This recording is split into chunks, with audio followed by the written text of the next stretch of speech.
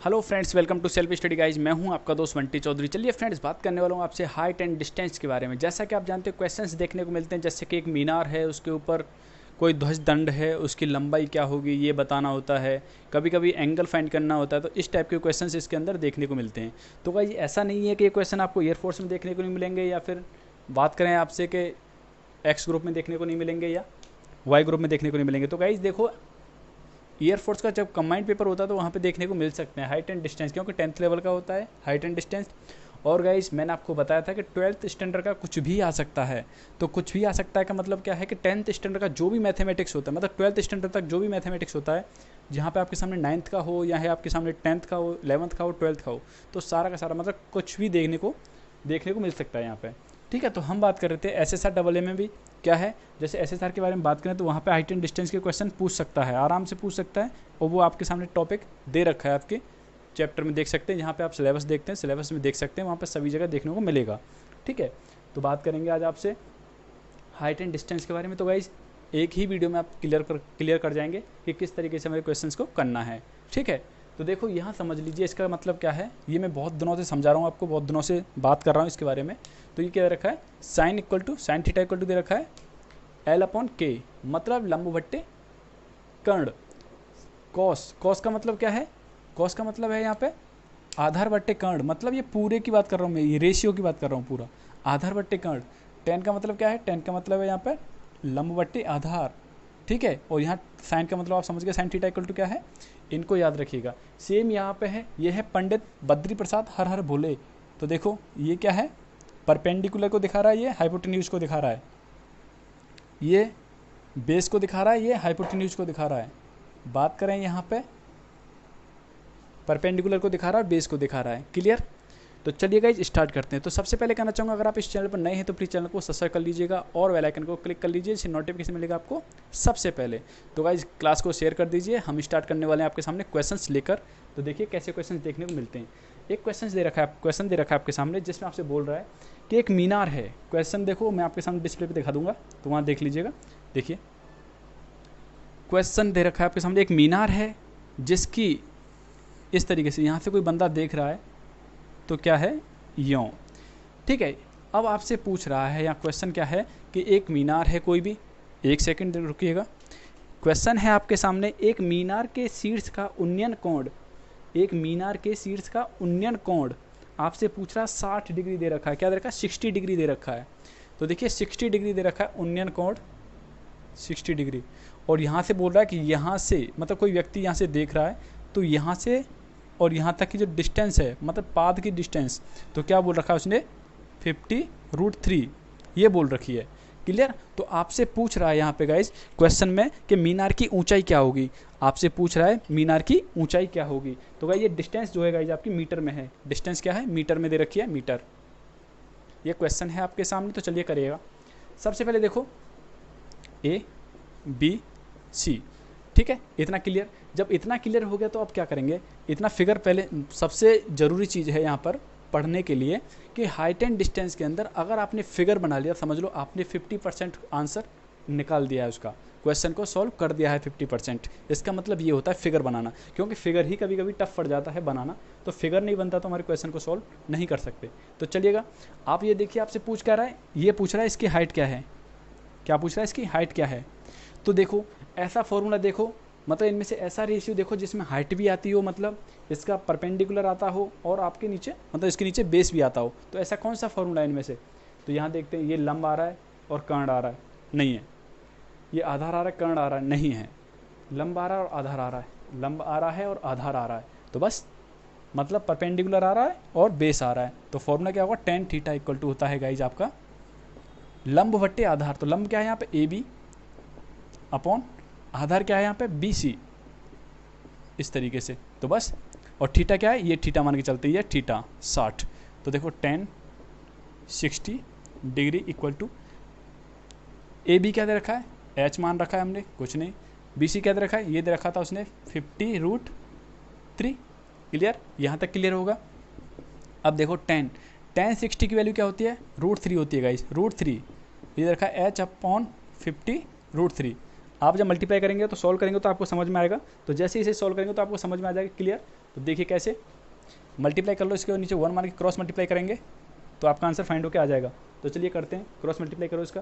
तो जैसे cross multiply करूँगा 50 का, तो यहाँ क्या हो जाएगा, तो h इक्वल टू निकल के आएगा 50√3 इंटू √3, और आप जानते हैं 50 और √3 इंटू √3 इंटू क्या हो जाता है 3 हो जाता है, तो क्या आएगा 150 मीटर। तो यहाँ तक किसी को डाउट नहीं होना चाहिए, क्लियर हो जाना चाहिए। तो सबको क्लियर हो गया हो तो एक बार थम्स दिखा दीजिए। नेक्स्ट क्वेश्चन आपसे बोल रहा है कि एक स्तंभ है, ठीक है, जिसकी ऊंचाई दे रखी है उसने 2√3 मीटर, ठीक है, और आपसे बोल रहा है कि इसकी ऊंचाई इतनी है। तो आपसे बोल रहा है कि यहाँ से इसकी परछाई जो है, परछाई की लंबाई दे रखी है उसने 2 मीटर, मतलब परछाई है, एक स्तंभ है और उसकी परछाई दे रखी है 2 मीटर।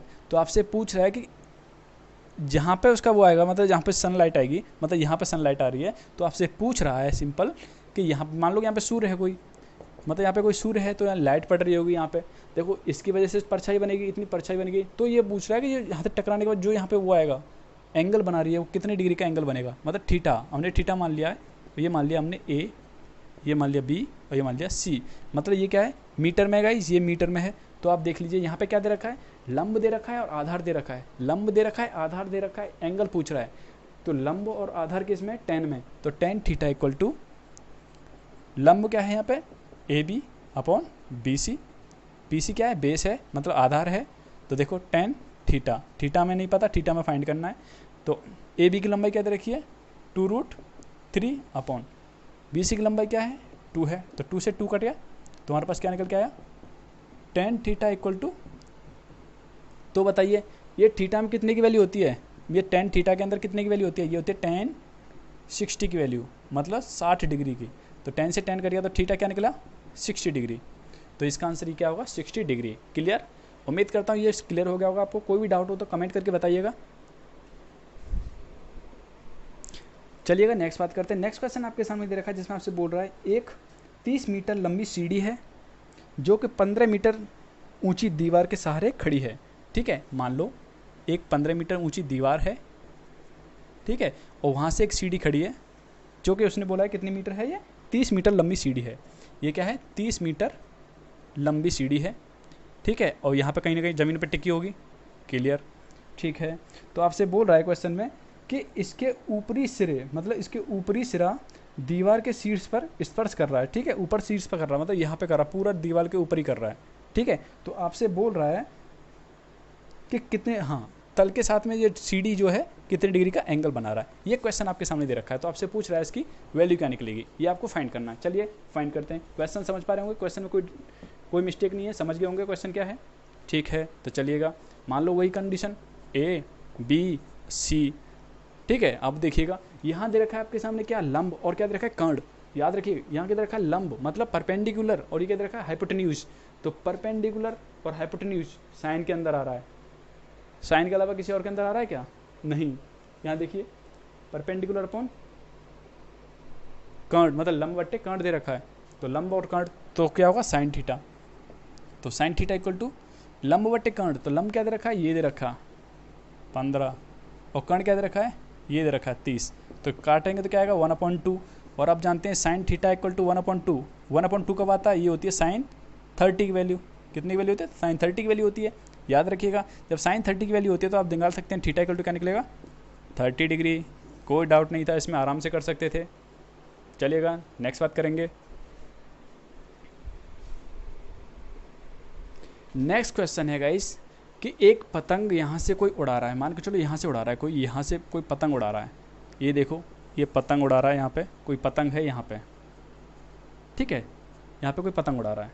तो पतंग उड़ा रहा है जो बंदा यहाँ से, तो आपसे पूछ रहा है पतंग की जो बोलते हैं सद्दी, मतलब रस्सी, जो धागा इस पर बंधा हुआ है, धागे की लंबाई क्या है। जबकि उसने बोल दिया है कि यहाँ से सीधी ऊंचाई देखेंगे, उसने सीधी ऊंचाई दे दी है, इसने सीधी ऊंचाई दे दी है। तो सीधी ऊंचाई उसने बोला 75 मीटर है। क्या है 75 मीटर, ये उसने दे दिया है। 75 मीटर दे रखी है उसकी ऊंचाई। और आपसे बोल रहा है कि ये एंगल जो बना रही है 36 तल से, जो इसकी ऊंचाई सॉरी जो एंगल बना रही है, तो एंगल क्या है 30 डिग्री का है। तो एंगल बता रहा है क्या है, 30 डिग्री का एंगल बना रहा है यहाँ से धागा।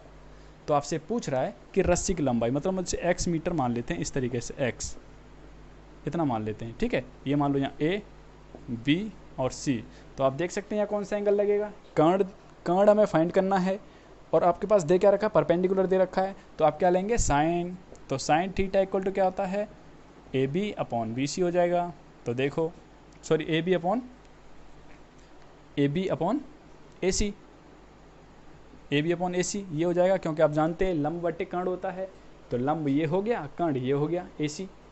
तो देखो साइन 30, ठीक है। अब देखो यहाँ पर हमने BC की लंबाई क्या दे रखी है, सॉरी AB की लंबाई क्या दे रखी है, AB की लंबाई दे रखी है 75 मीटर, और AC हमारे पास क्या मान रखा हमने, x मान रखा है। तो बस अब करते हैं, कैसे करेंगे, देखो इसकी वैल्यू आप जानते हैं क्या होती है, 1/2 होती है, इक्वल टू 75 अपॉन x। तो यहाँ से x निकालेंगे तो क्या निकल के आएगा, क्रॉस मल्टीप्लाई कर लो, ये x यहाँ आ जाएगा, ये क्रॉस मल्टीप्लाई करके यहाँ जाएगा। तो आप जानते हैं 75 गुणा 2 करेंगे तो क्या निकल के आएगा, 150। तो कितना आएगा, 150, मतलब 150 मीटर। सबको क्लियर हो गया होगा, कोई दिक्कत नहीं होनी चाहिए। 150 आएगा, यहाँ तक सबका डाउट क्लियर हो जाना चाहिए। चलिएगा नेक्स्ट बात करेंगे। तो चलिएगा गाइज, नेक्स्ट क्वेश्चन है आपके सामने, जिसमें बोल रहा है आपसे, एक क्या है, सीढ़ी है जो कि एक दीवार के किनारे खड़ी है। एक दीवार है, दीवार के किनारे एक सीढ़ी खड़ी है इस तरीके से। अब वो क्या है, जो यहाँ से देखा जाए नीचे ज़मीन से, मतलब इसके इस सिरे से और इस सिरे के बीच की 5 मीटर दूरी है, मतलब 5 मीटर की डिस्टेंस पे निचला सिरा रखा हुआ है, और जो एंगल बना रही है गाइज वो बना रही है 60 डिग्री का, ठीक है। तो आपसे यहाँ पूछ रहा है 60 डिग्री का एंगल बना रही है, तो ये आपसे पूछ रहा है कि सीढ़ी जो है, यहाँ से जो सीढ़ी थी ना, जो सीढ़ी थी, ये सीढ़ी थी, उस सीढ़ी की जो है लंबाई क्या है, वो लंबाई पूछ रहे हैं, इसकी लंबाई क्या है, इसकी लंबाई क्या है, ठीक है। अब ऐसा मत सोचिएगा सीढ़ी ऐसी होती है क्या, भाई समझ गए ना बस। तो आपसे पूछ रहा है इसकी लंबाई क्या, मान लो फिर वही x, लेकिन क्या, ABC, लेकिन क्या, यहाँ पे क्या है, कर्ण, और ये क्या है, आधार। ये क्या है, कर्ण, और ये क्या है, आधार।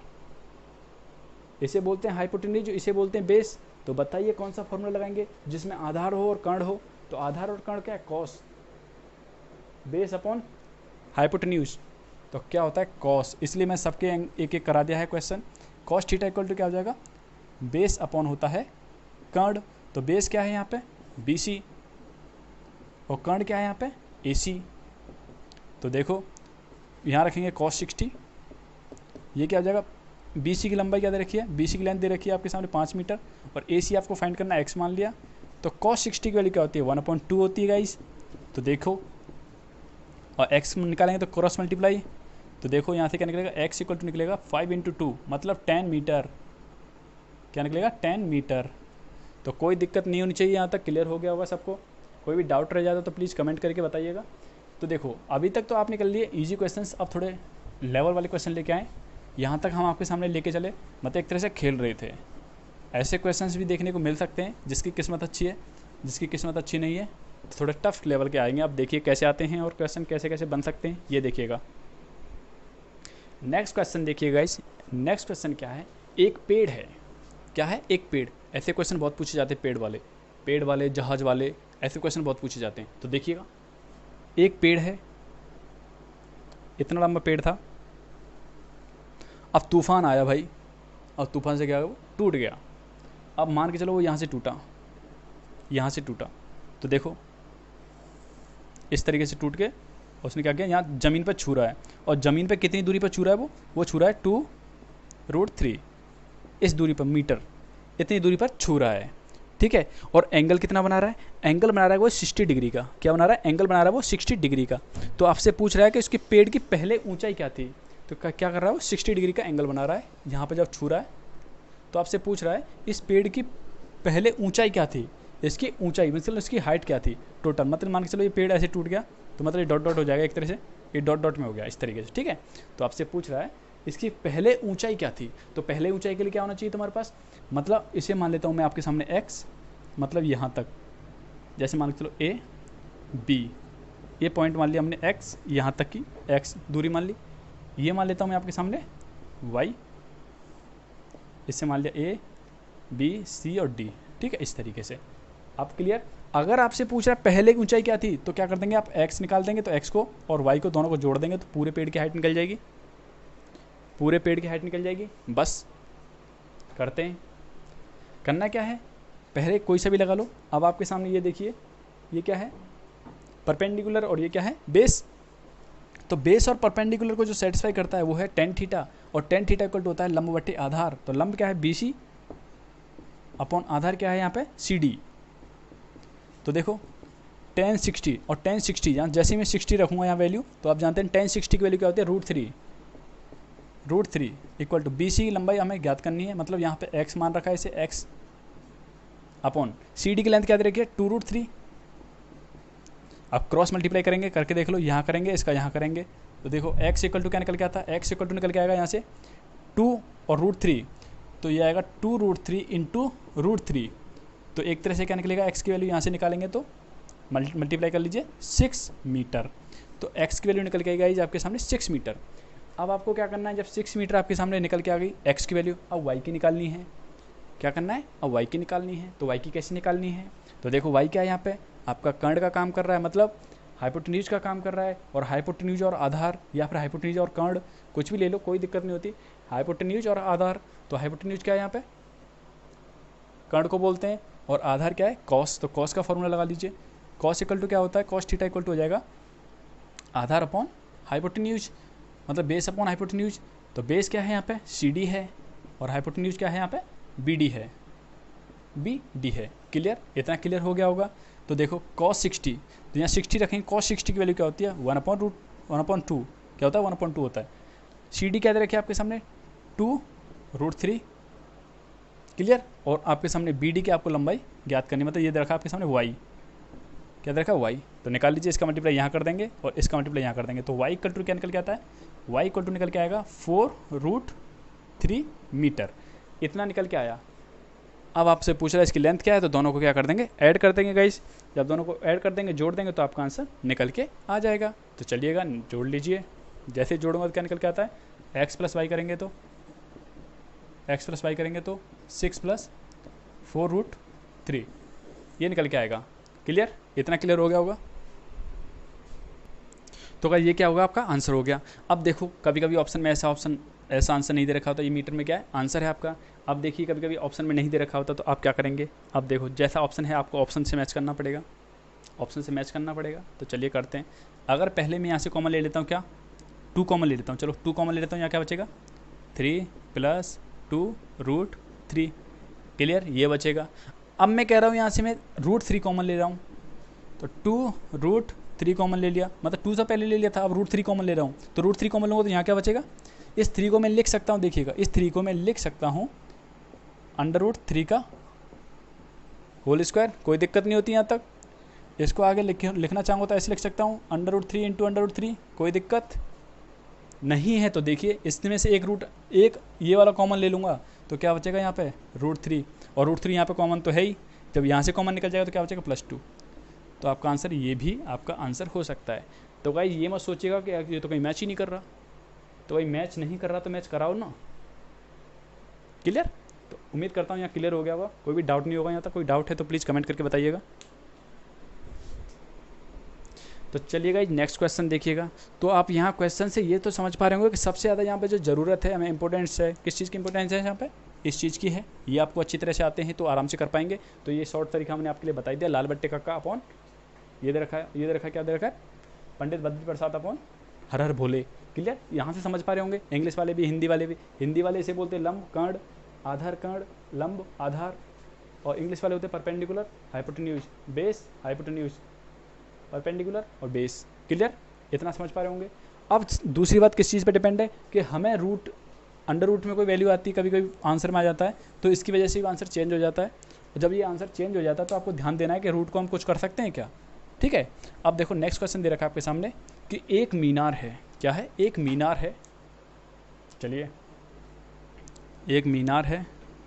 अब उसके विपरीत और 2 व्यक्ति, मतलब एक व्यक्ति इधर है तो दूसरा व्यक्ति इधर है, ऐसे हैं, और एक ही आधार पे होंगे, जाहिर सी बात है, ऐसा तो नहीं खड्डे में खड़ा है।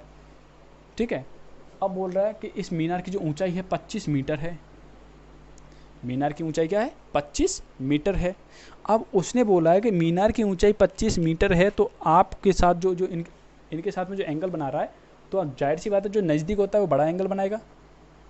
60 डिग्री का बना, सॉरी 45 डिग्री का बना रहा है, और ये बना रहा है 30 डिग्री का, 30 डिग्री का। ये दो एंगल बना रहे हैं। तो आप बस एक बार फिगर ड्रॉ हो गया तो आंसर आपका एक तरह से निकल गया। तो देखो ए बी सी और डी, क्लियर। अब करते हैं सॉल्व। सबसे पहले आपसे क्वेश्चन में जो पूछा है वो पूछा है, इसे मान लिया एक्स, इसे मान लिया वाई, मतलब पूरी डिस्टेंस पूछा है, इसकी पूरी टोटल मतलब टोटल कितनी दूरी है, मतलब इन दोनों व्यक्तियों के बीच में दूरी कितनी है, ये आपसे क्वेश्चन किया है। तो देखो ये हमने एक्स मान लिया है यहाँ तक, और इसको मान लिया है वाई। तो देखो पहले ट्राइंगल किसी में भी ले लो, मैं ले रहा हूँ पहले in triangle A B D में। देखो ए बी डी ट्राइंगल को ढंग से देखो, इसमें क्या दे रखा है, परपेंडिकुलर दे रखा है, और आधार आपको फाइंड करना, मतलब बेस आपको फाइंड करना है। जब बेस आपको फाइंड करना और परपेंडिकुलर दे रखा है, तो आप कौन सा फॉर्मूला लगाएंगे। सबसे पहले जाइएगा कि जहाँ पे बेस और परपेंडिकुलर की बात हो रही हो, तो बेस मतलब आधार और परपेंडिकुलर मतलब लंब। तो यहाँ पे किसकी बात हो रही है, टेन की बात हो रही है, तो टेन थीटा। तो टेन थीटा इक्वल टू क्या होता है, लिख लेते हैं एक बार, लंब बट्टे आधार। तो देखिएगा टेन, अब यहाँ थीटा क्या लेंगे, तो जाहिर सी बात है जस्ट ट्रायंगल के बारे में बात करें, उसी ट्रायंगल का थीटा लेंगे, तो क्या लेंगे 30 डिग्री इक्वल टू लंब क्या है इसका 25 मीटर अपॉन आधार क्या है इसका एक्स मान रखा है हमने, क्लियर। अब देखो इसकी वैल्यू आप बताइए, टेन 30 की वैल्यू होती है गाइज आपके सामने 1/√3। अब यहाँ से निकालूंगा मैं x, तो x निकाल लीजिए, तो निकालेंगे तो क्या आएगा 25√3 मीटर। ये निकल के आया मीटर में, ये x की वैल्यू निकल जाती है, मतलब ये वैल्यू हमने निकाल ली, क्या निकली, ये निकली 25√3 मीटर। अब निकालनी है y की वैल्यू। अब इस ट्रायंगल के बारे में बात हो रही है, तो इस ट्रायंगल में भी क्या लगा दूंगा मैं, टेन थीटा लगा दूंगा। कौन से ट्रायंगल में, देखिए in triangle D B C या सी बी डी कुछ भी ले लो। तो देखो टेन 45 इक्वल टू, तो देखिए हाइट मतलब परपेंडिकुलर अपॉन बेस, बेस क्या है, तो चलिए आप जानते हैं टेन 45 की वैल्यू क्या होती है 1 होती है। तो देखो 25 अपॉन वाई, तो वाई की वैल्यू निकालेंगे तो क्या निकलेगी 25 मीटर। तो देख लीजिए ये निकल के आई 25 मीटर। अब आपको क्या करना है, दोनों के बीच की डिस्टेंस पूछ रहा है, तो देखिए x प्लस वाई कर देंगे, दोनों को जोड़ दीजिए, तो 25√3 प्लस 25, तो यहाँ से क्या करेंगे 25 कॉमन ले लिया, तो क्या बचेगा √3 + 1। तो इस क्वेश्चन को आराम से कर सकते हैं, मीटर में आंसर आया, क्योंकि हम मीटर में थे तो आंसर भी किस में आएगा, मीटर में आएगा। अब आप यहाँ से कुछ चीज़ सीखे होंगे, कैसे, जब आपके पास एंगल 45 डिग्री का दे रखा हो, जब एंगल आपके पास 45 डिग्री का दे रखा हो, तो जितनी कोई पेड़ है, मीनार है, कुछ भी है, जितनी उसकी हाइट होगी उतनी ही उसकी परछाई होगी, हाइट होगी उतनी ही उसकी परछाई होगी। कब होगी, जब 45 डिग्री का एंगल बन रहा होगा। यहाँ देख सकते हैं 45, तो y की वैल्यू क्या निकल के आई थी 25, तो मैं इसे डायरेक्टली भी लिख सकता था। तो ये होता है स्मार्ट वर्क। तो स्मार्ट ऐसे आप कहीं लग जाओ इसे निकालने के लिए, तो भाई ऐसे नहीं हो पाएगा। देखो इसके ऊपर एक क्वेश्चन बताता हूँ मैं आपके लिए, देखिए कैसे क्वेश्चन। अगर मैं आपसे बोल देता हूँ कि कोई पेड़ है, क्या है, एक पेड़ है, ठीक है, उसकी परछाई की लंबाई और उस पेड़ की लंबाई दोनों बराबर हैं, तो बताइए एंगल थीटा क्या होगा। तो आपसे पूछेगा थीटा क्या होगा, क्लियर। अगर मैं आपसे बोलूं कि एक पेड़ है या एक मीनार है, दीवार है, कुछ भी है, आपसे बोलता हूं कि इस तरीके से दे रखा है, उसने बोल दिया कि ये जो है और ये जो है दोनों बराबर हैं, मतलब नीचे का बेस, मतलब एक तरह से बोल दूं कि पेड़ है, क्या बोल दूं, ये पेड़ है। जब ये पेड़ है तो इसकी परछाई क्या है, बराबर है, मतलब पेड़ की लंबाई के बराबर ही क्या है, पेड़ की परछाई है। मान लो ए बी सी, और आपसे पूछे एंगल क्या बनेगा, एंगल क्या बनेगा, एंगल क्या बनेगा, ये पूछेगा, तो डायरेक्टली निकाल सकते हैं, क्योंकि देखो ये एंगल पूछ रहा है, तो ये एक ही कंडीशन पे दोनों बराबर होते हैं। कब होते हैं, जब थीटा 45 डिग्री होता है। कैसे हो, देखिए टेन थीटा इक्वल टू क्या होता है, perpendicular upon base. Tan theta equal to क्या होता है, परपेंडिकुलर अपॉन बेस।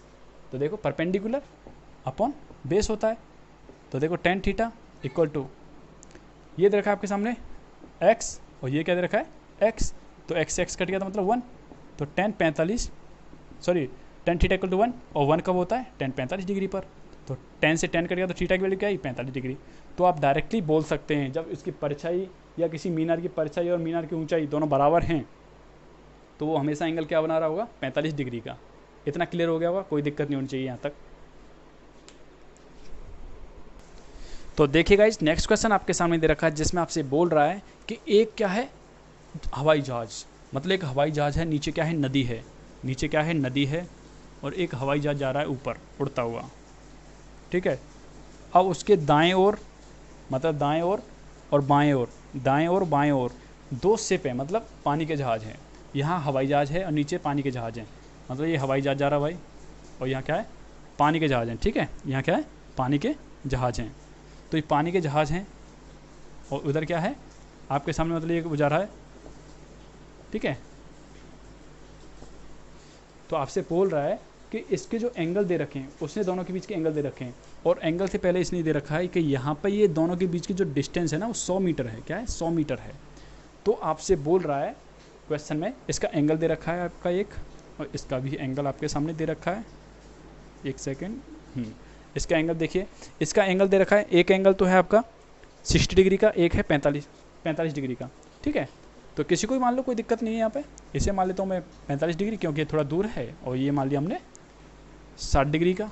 और आपसे पूछ रहा है कि ये कितनी ऊंचाई पे यहाँ उड़ रहा है, कितनी ऊंचाई पे उड़ रहा है, ये आपसे पूछ रहा है। क्लियर हो गया होगा सवाल? तो देखो, फिगर मैं आपसे बोल रहा हूँ कि फिगर ड्रॉ हो गया ना एक बार, जैसे ही फिगर बन गया तो समझ लो आपका क्वेश्चन आधे से ज़्यादा सॉल्व हो गया है। जब क्वेश्चन सॉल्व हो गया तो फिर टेंशन क्या है? चलिए करते हैं। इतना हो गया, तो यहाँ पे आपसे पूछ रहा है आप क्या करेंगे। अब देखो, समझने वाली बात यहाँ पे ये क्या करेंगे, कैसे? देखिए, अगर मैं आपसे बोलता हूँ जैसे मान लो ए बी सी और इसे मान लो डी, तो देखिएगा, अगर मैं बोल देता हूँ आपसे कि यहाँ से ए मतलब बी से सी की दूरी x है, क्या बोलता हूँ? x है। तो देखो, क्या मैं इसे x ना बोल के मैं इसे x बोल देता हूँ? क्योंकि देखो कारण है, क्या कारण है? देखिएगा, इसे x बोल दिया, और जब पता है ये x है तो इधर क्या होगा? जब ये x है तो ये क्या होगा भैया? 100 माइनस x हो जाएगा ना, क्योंकि टोटल डिस्टेंस उसने दे रखी है। टोटल डिस्टेंस हमारे पास 100 दे रखी है, तो हम क्या करेंगे? 100 माइनस x कर देंगे। कोई दिक्कत नहीं होनी चाहिए यहाँ तक। क्लियर? जब इतना क्लियर हो गया तो देखिएगा, बस अब आपके पास हाइट और बेस, हाइट और बेस, और हाइट और बेस वाला कंडीशन क्या होता है? तो टेन थीटा इक्वल टू होता है गाइस परपेंडिकुलर, मतलब लंब बटे आधार। इसे बोलते हैं परपेंडिकुलर अपॉन बेस। क्लियर?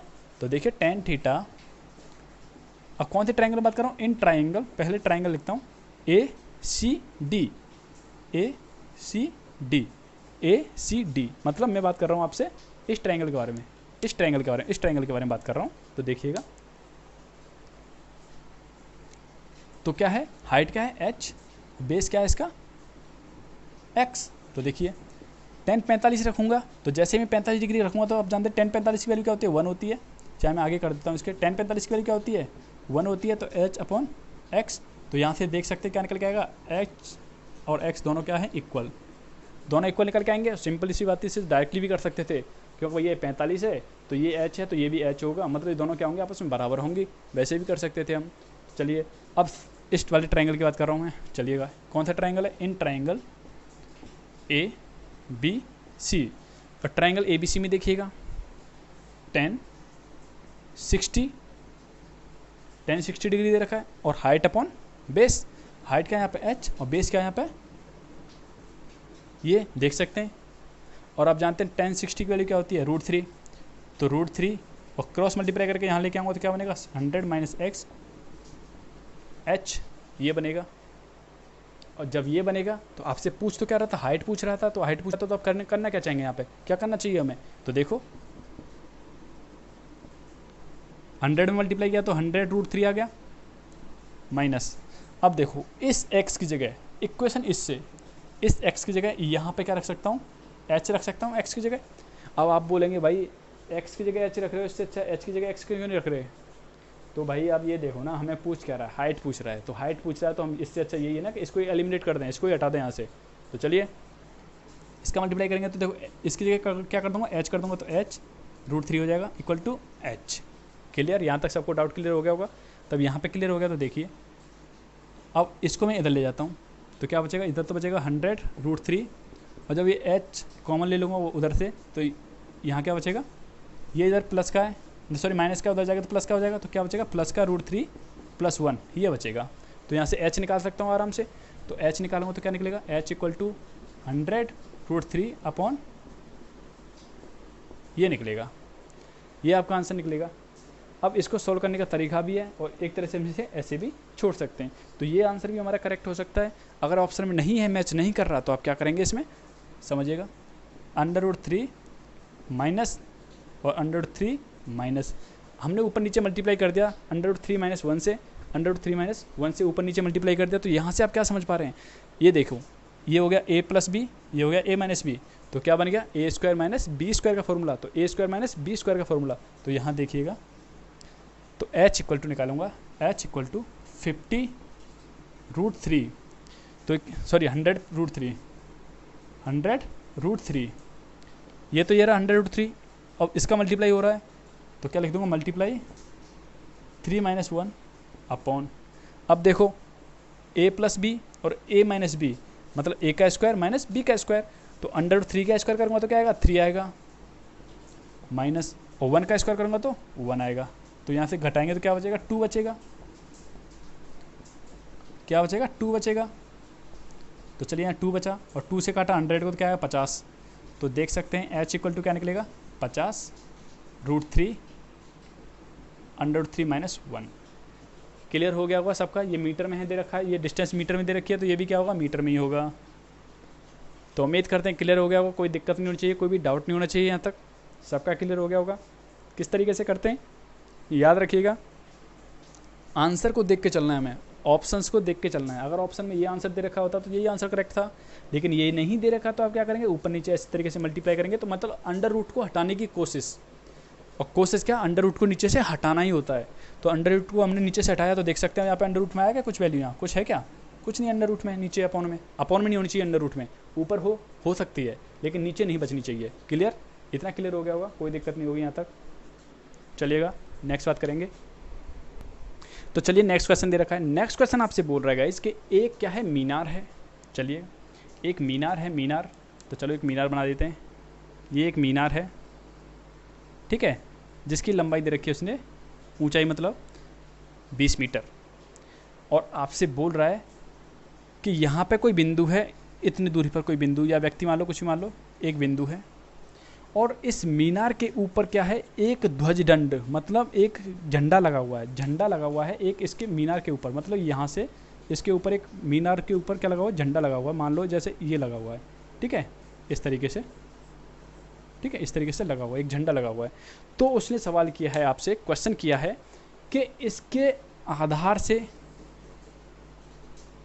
और इसके शीर्ष से जो एंगल बन रहा है, तो देखिएगा, एक मिनट रुकिए, थोड़ा गड़बड़ हो गया इस तरीके से, और यहाँ से इसे थोड़ा लेंगे तो इस तरीके से लेंगे, मतलब ऐसे। तो मतलब ये तो बन रहा है 45 डिग्री का एंगल जो उसके आधार से बन रहा है, और जो इसके शीर्ष से बन रहा है झंडे के से, वो है 60 डिग्री का। तो आपसे पूछ रहा है इसकी झंडे की ऊंचाई क्या है, केवल झंडे की पूछ रहा है, झंडे की लंबाई एक तरह से, इसे मान लिया हमने x यहाँ तक, और ये तो आपके सामने दे ही रखा है, या 20 मीटर इसकी ऊंचाई। मान लो ये a है, यहाँ b है, यहाँ c है, और ये d है। तो आपसे बोल रहेगा इसकी ध्वज दंड की ऊंचाई क्या है, ये आपसे क्वेश्चन कर रहा है। तो चलिए कैसे करेंगे। तो सबसे पहले आप यहाँ से समझ जाने चाहिए आपको कैसे, भाई ये अंदर वाला जो ट्राइंगल है, जो अंदर वाला ट्राइंगल है, मतलब ये छोटे वाला ट्राइंगल, ये वाला ट्राइंगल जो है, ये वाला ट्राइंगल, यहाँ पे क्या बन रहा है, 45 डिग्री का कोण बन रहा है। तो मैंने अभी जस्ट आपको बताया 45 डिग्री का कोण बनता है, तो मतलब जो इसकी यहाँ पे ऊंचाई होती है वही क्या होगी, इसकी परछाई होगी। ये हो गया आराम से आपका, तो मतलब आराम से निकाल दिया आराम से, मतलब यहाँ तक की बात कर रहा हूँ, यहाँ तक की, क्योंकि इसने 20 मीटर यहाँ तक की दे रखी थी, मीनार की दे रखी थी 20 मीटर, और ये ट्राइंगल भी कहाँ बन रहा है, 45 डिग्री का बन रहा है, कहाँ बन रहा है, छोटे वाले ट्राइंगल में। ठीक है, इतना समझ में आ गया। अब बस डायरेक्टली कौन सा लगाएंगे, लंबा वाला लगाएंगे भाई, बड़ा वाला। तो कौन सा ट्राइंगल लेंगे, ACD, इन ट्राइंगल ACD। तो देखो 45 डिग्री से क्या फ़ायदा हुआ, 45 डिग्री का था तो हम बोल सकते थे कि ये 20 है, तो भाई ये भी क्या होगा, 20 होगा। अगर ये 60 होता तो ये भी 60 होती, मतलब जितनी ये लंबाई होती उतनी ही ये लंबाई होती, मतलब जितनी इसकी हाइट होती है उतनी उसकी बेस होगा कब होता है, जब 45 डिग्री का एंगल दे रखा हो। क्लियर। अब देखो इन ट्राइंगल ए सी डी मतलब पूरे ट्राइंगल में, तो क्या लेंगे टेन थीटा इक्वल टू लंब बट्टे आधार, मतलब लंब क्या है इसमें ए सी अपॉन आधार क्या है सी डी। तो देखो इसकी जगह 60 पुट करेंगे, टेन 60। अब देखो ए सी क्या दे रखा है, ये एक्स है, एक्स प्लस 20, तो एक्स प्लस 20 मीटर, ठीक है। और अपॉन में जो इसका सी डी क्या देखा 20, सी डी क्या 20 मीटर। क्लियर। अब देखो टेन 60 की वैल्यू आप जानते क्या होता है, √3 एक्स प्लस 20 अपॉन में 20। अब देखो क्रॉस मल्टीप्लाई कर लो, इसके नीचे 1 मान लो, मल्टीप्लाई करेंगे यहाँ पे, इसका मल्टीप्लाई यहाँ पे 1 का, तो यहाँ से निकल के क्या आ रहा है x प्लस 20 इक्वल टू निकल के आएगा 20√3।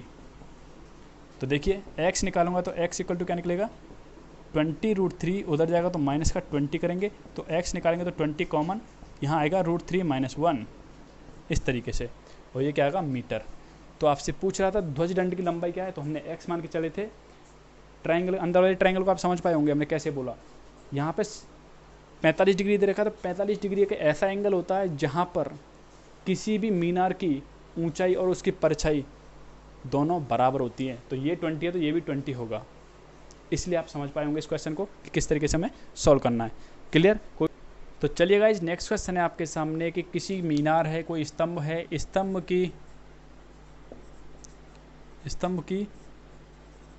स्तंभ की लंबाई मतलब एक तरह से ऊंचाई और छाया अनुपात दे रखा है, इनका दोनों का अनुपात इस तरीके से 1:2 क्रम से करके। तो देखो अब इसे देखेंगे, ऊंचाई निकालेंगे यहाँ से, तो ऊंचाई क्या निकलेगी h इक्वल टू 1 है, तो मतलब x मान लिया, और यहाँ से बात कर 1x मतलब x का मल्टीप्लाई यहाँ कर दिया, x का मल्टीप्लाई यहाँ कर दिया, तो ये बन गया आपके सामने ऊंचाई। और इसके छाया मतलब बेस क्या निकल के आया, इसका निकल के बेस निकल के आ रहा है रूट मतलब x√2 इस तरीके से। नहीं तो सीधा निकाल सकते थे टेन थीटा लगाते, क्योंकि ये क्या होता है लंब बट्टे आधार। लंब क्या होता है उसका परपेंडिकुलर मतलब ऊंचाई, और आधार क्या है इस तरीके से डायरेक्टली भी लगा सकते थे। तो थीटा निकालना था, थीटा निकालेंगे तो क्या आएगा टेन इनवर्स, और आप जानते हैं टेन में ये किसी की वैल्यू होती नहीं है, तो यही क्या होगा हमारा आंसर होगा। ऑप्शन में आपके सामने दे रखा है इनमें से कोई नहीं, तो इनमें से क्या ऑप्शन होगा इसका, इनमें से कोई नहीं। ठीक है, समझ पा रहे होंगे इस बात को। चलिएगा नेक्स्ट बात करेंगे। चलिएगा नेक्स्ट क्वेश्चन है आपके सामने। नेक्स्ट क्वेश्चन आपसे बोल रहा है कि एक क्या है, आपसे बोल रहा है 25 मीटर ऊंची एक मीनार है और एक है 15 मीटर ऊंची, दो मीनार हैं इस तरीके से। ठीक है, और आपसे बोल रहा है कि जो यहाँ का जो एंगल बन रहा है इस तरीके का एंगल, तो 36 के साथ मतलब इस 36 के साथ में जो एंगल बन रहा है, आपसे बोल रहा है कि 25 मीटर ऊंची एक मीनार है और ये 15 मीटर ऊंची, मतलब या स्तंभ मान लो या खंबे मान लो, कुछ भी मान लो, दो क्या है पोल हैं, इतने लंबे हैं, एक इतना लंबा है, ये 25 मीटर है, ये 15 मीटर है। ठीक है, और आपसे बोल रहा है कि इन दोनों खम्भों के सिरों को जोड़ने वाला, तो खम्भों के सिरों को जोड़ने वाला 36 के साथ में मतलब इस 36 के साथ में एंगल बना रहा है क्या 45 डिग्री। तो आपसे बोल रहा है कि ये दूरी क्या है दोनों मीनार के बीच में, मतलब इसे x मान लेता हूँ मैं। ठीक है, ये आपसे क्वेश्चन कर रहा है, तो चलिए कैसे करेंगे फाइंड। तो आप ये समझ लीजिए कि भैया दो मीनार हैं या दो पोल हैं, मान लो दो खंबे हैं, तो खंबे कैसे खड़े होंगे, सीधे खड़े होंगे। सीधे खड़े होंगे मतलब ये यहाँ तक 15 मीटर हो रहा है, तो क्या जाहिर सी बात है ये भी क्या होगा यहाँ तक 15 मीटर हो रहा होगा, ये भी यहाँ तक 15 मीटर होगा, और बचा हुआ कितना होगा, जब 25 है टोटल 15 मीटर यहाँ तक हो जाता है तो बचा हुआ क्या 10 मीटर होगा। क्लियर।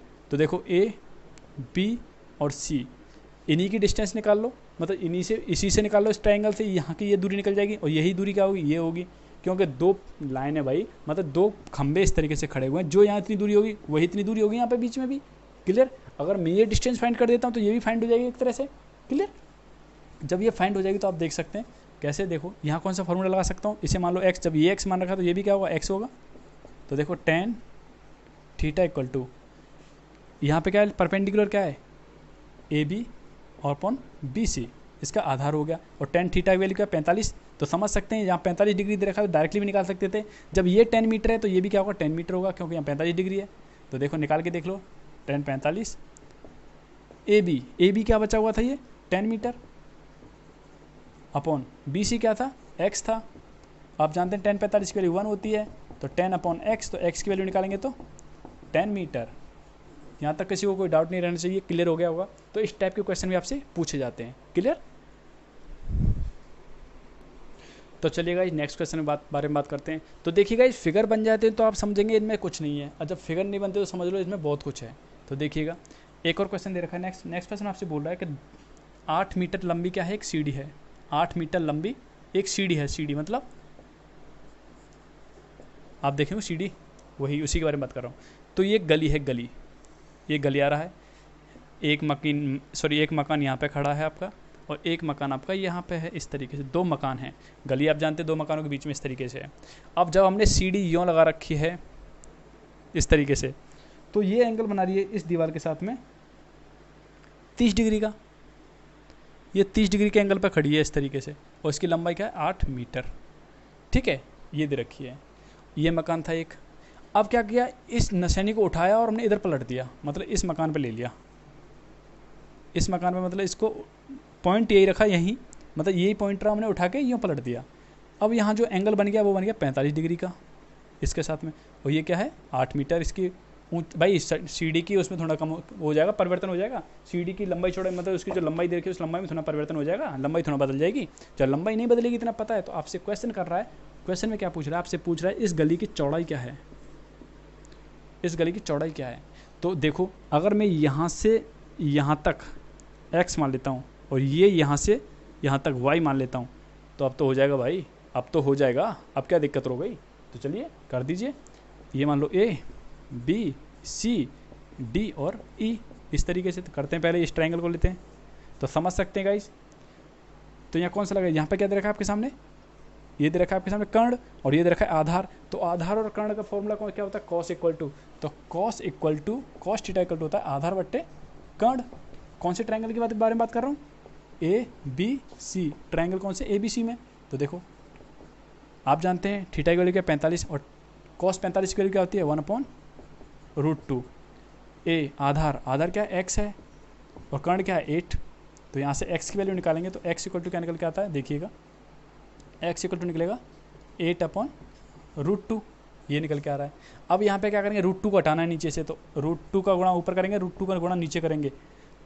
अब देख सकते हैं जब ऐसे करेंगे, यहाँ लिख देता हूँ x इक्वल टू, जब दोनों का गुणा किया तो √2 इंटू √2, नीचे आ जाएगा 2, ऊपर क्या आएगा 8√2/2, और 2 से काटेंगे 8 को तो क्या निकलेगा x इक्वल टू 4√2 मीटर। ये निकल गया x की डिस्टेंस, मतलब x की वैल्यू निकल गया यहाँ की। अब निकालना y, तो दूसरे ट्रायंगल में लूँगा, कौन सी ट्रायंगल में, CDE में। तो देखो यहाँ लेंगे हम, यहाँ भी cos लेंगे, cos थीटा इक्वल टू, अब यहाँ के लेंगे DE, सॉरी यहाँ पे आधार दे रखा, आधार अपन कर्ण, सॉरी आधार अपन कर्ण। तो आधार क्या है यहाँ पे CD, और कर्ण क्या है आपका CE। तो देखो इसका जो आधार दे रखा है क्या दे रखा है, y दे रखा है, और इसका जो बात करें आपसे जो इसका कर्ण है क्या है 8। तो देखो यहाँ वैल्यू रखेंगे cos 30, तो cos 30 की वैल्यू क्या होती है, तो जैसे cos 30 की वैल्यू निकालेंगे तो cos 30 की वैल्यू होती है √3/2 इक्वल टू 8। तो यहाँ से निकालेंगे y इक्वल टू, तो निकल के आएगा आपके सामने, देखो यहाँ मल्टीप्लाई करेंगे तो क्या जाएगा 8√3 नीचे क्या दे रखा है 2, तो 2 से काटा 4 टाइम्स, तो क्या निकलेगा y इक्वल टू निकल के आएगा 4√3, इस तरीके से। अब दोनों को कर देता हूँ मैं, जोड़ देता हूँ, क्या कर देता हूँ, दोनों को जोड़ देता हूँ, तो x प्लस वाई कर देंगे तो गली की चौड़ाई निकल जाएगी। तो देखो x क्या है, ये दे रखा है, y क्या दे रखा है 4√3 दे रखा है, तो कॉमन ले लेंगे 4, तो जैसे कॉमन लिया 4 तो क्या बचेगा, इस तरीके से हमारा आंसर निकल के आ जाएगा। ये क्या होगा, इसका आंसर होगा। कोई डाउट है, कोई कमेंट करिएगा, अगर आपको कोई समस्या रह जाती है तो यहाँ बताइएगा। तो ये मीटर में आंसर है, मीटर लगा। तो चलिएगा नेक्स्ट क्वेश्चन आपके सामने दे रखा है, जिसमें आपसे बोल रहा है कि एक व्यक्ति है सब पहाड़ पे खड़ा है, या मतलब कोई चीज़ ऐसी जगह पे खड़ा है, इस तरीके से खड़ा है, यहाँ पे खड़ा है ऊपर, ठीक है। तो उसने क्या किया है, नीचे क्या है, नदी है, मतलब नदी मान लो, तालाब मान लो, समुद्र मान लो, इस जगह पे, ठीक है, इस जगह पे, तो मतलब इस तरीके से, ठीक है। अब हुआ क्या है, एक आदमी जो कि पहाड़ी पे खड़ा है, मतलब पहाड़ी बोल रखा है उसने, पहाड़ी पे खड़ा है, ठीक नीचे के किनारे की ओर आते हुए जहाज़, मतलब एक जहाज़ आ रहा है, वो इधर आ रहा है चल के, यहाँ पे था। तो पहले वो यहाँ पे था तो कितने डिग्री का एंगल बना रहा था, ये एंगल बना रहा था गाइज आपके सामने 30 डिग्री का, 30 डिग्री का, ठीक है। और जैसे ही उसने थोड़ी देर बाद देखा, तो मतलब 3 मिनट बाद देखा, तो वो जहाज़ यहाँ पे पहुँच गया, मतलब यहाँ बना गया 60 डिग्री का एंगल। क्या 60 डिग्री का एंगल यहाँ पे था, तो यहाँ तक 3 मिनट में आ गया गाइस। कितने मिनट में? 3 मिनट में आ गया है। ठीक है, यहाँ तक आ गया था। तो आपसे बोल रहा है गाइस कि वो किनारे तक, मतलब अब किनारे तक कितनी देर में पहुँच जाएगा यहाँ तक, ये दूरी, मतलब ये कितनी देर में पहुँच जाएगा यहाँ पे। जब यहाँ पे आ गया था 60 तक आ गया, तो आप बताना आपको कितनी देर में पहुँच जाएगा, कितने टाइम में पहुँच जाएगा। ये क्वेश्चन आपसे कर रहा है।